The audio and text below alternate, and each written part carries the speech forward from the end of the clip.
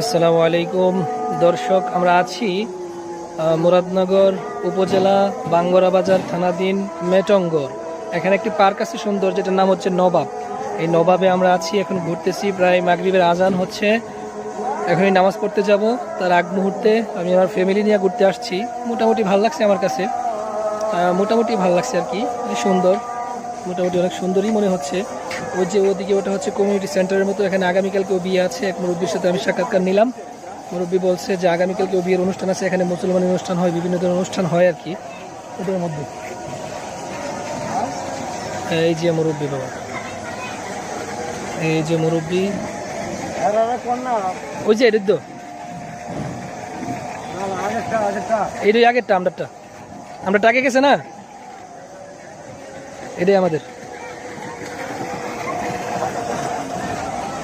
এই যে ঘুরে চলে আসছে।